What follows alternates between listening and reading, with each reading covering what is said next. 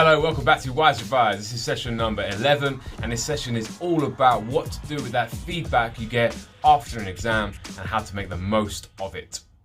You may notice Christmas jumper. I'm shooting this video in December, and my students are getting their PPE results as we speak at the moment and receiving that all-important feedback. This is such an important time for them and for you if you're getting feedback from exams right now. And it's so important that you take that information away and you do something with it. It's so important that you're reflective after an exam and think about, what do I need to do differently next time? I want to talk about three things briefly today. Number one, I want to talk about celebration and sorrow. Number two, I want to talk about subject knowledge gaps. And number three, I want to talk about excelling in exam practice. Okay, so let's get stuck into this and start by thinking about celebration and sorrow. There's loads of great reasons why schools run PPE weeks and mock exams. And one of the main reasons is to give you, the student, a taste of the real thing. The practical stuff like where to line up, how to enter the hall, what it feels like to enter the hall with 100 or so of your peers all sat there, how it feels to be directed by invigilators, to find out what the rules are and the conventions of an exam so you don't do anything that's going to get you in trouble in the real thing. And just getting used to that practical element so that when it comes to the real deal, you're able to walk into that hall with no stress or worries about the practicalities of how the exam works out. And the other main reason is to give you a realistic view as to where you're at. So if you took a real exam on that day, how you would fare, what grades you would get, what percentage you would get, what you would get right and what you would get wrong. Most people underachieve in PPEs or mocks, and that's obvious because you're generally doing them months before the real thing. So obviously you wouldn't have finished the course, you're not going to be fully ready. It's like an event that's on the horizon that you're training for, and this is part of the training. You're not going to be like match ready at that point. You're not going to be at the top of your game because it's early.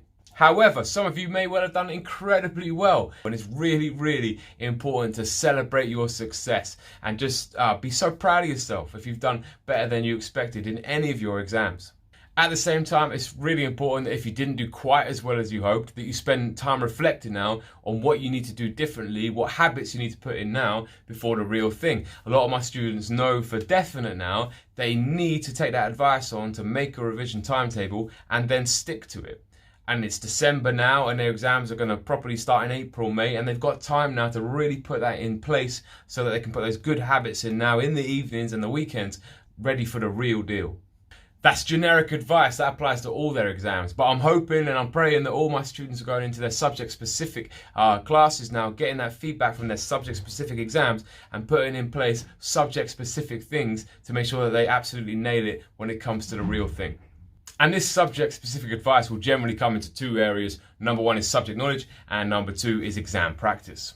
Okay, so subject knowledge. Your PPEs, your mock exams, should give you a great idea about the stuff that you still need to learn and commit to your long-term memory and the stuff that you know already. If you haven't watched it yet, I've got a video all about what to revise, deliberate practice, and I'm going to try and I haven't done this before, I'm going to put a link in there potentially. It might appear here at some point when I edit the video. Let's hope that works and it's not here or something. But to get to know that stuff, you now need to go away and do your practice testing, and you need to do your Cornell notes, you need to do your flashcards, you need to do your mind maps, which are self-testing devices, and you need to do your practice papers. And by doing that, you're going to take that subject knowledge that you don't yet know, and you're going to put that in your long-term memory, so when it gets to the real thing, you will know it, and you will be able to answer those questions.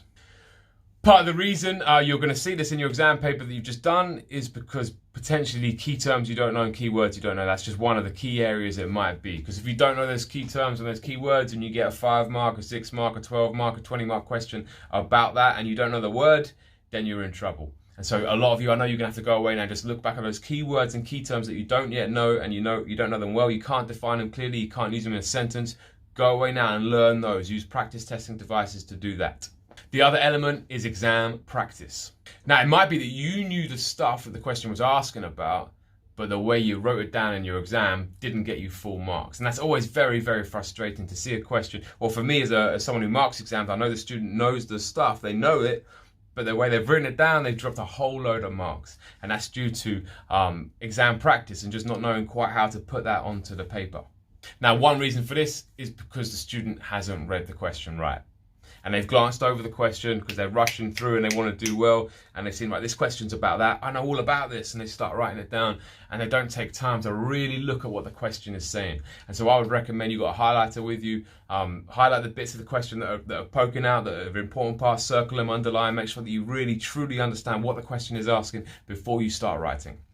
Keep an eye on the command words. These are the words in the question that tell you how to answer it. Make sure that you know your command words and you understand them before you get into the exam hall. The words are things like this: explain, describe, contrast, compare, assess, calculate, evaluate, discuss, suggest, to what extent, use evidence to show. These are the command words that show you exactly how to get those marks. So make sure you understand those words before you get in there. Talk to your subject teachers about which command words to expect in the exam, because they will know, because the exam boards give out those command words. So they've got access to those. Make sure you've got access to those. Learn those command words before you get to the exam hall. It might be that you're routinely dropping marks on different types of questions. Some students, there's a type of question that seems to trip them up every time, and by looking through your exam papers you might be able to spot what that is, and if you can't, talk to your teacher. But it might be a type of question that you're just not nailing because you don't fully understand how to answer it, and you need to talk to your teacher about that if you're struggling. If you're watching this in December and you've just done PPEs, or you're just about to, take this advice seriously. Be reflective at this time. This can be a massive game changer, this period of time now, for a lot of students, when they really take on the feedback they're given and then they run with the changes they need to make. Some of you, you know it already, you need to change some habits at home, you need to change some habits in your independent time to really start to commit this subject knowledge to your long-term memory. Some of you really need to do your revision plan and stick to it properly. I know some of you have tried it and bailed early. You need to give it another go. Watch the video again on planning your revision if you need to. Get involved with that, guys. Use this time wisely and don't waste what is a really bit of critical feedback coming your way from probably a whole bunch of teachers over the next couple of weeks. Thanks for watching. Don't forget to hit subscribe if you haven't already. We've got more advice coming your way all about revision. It's timely, it's relevant, it's up to date. Don't miss out. Oh, and Merry Christmas.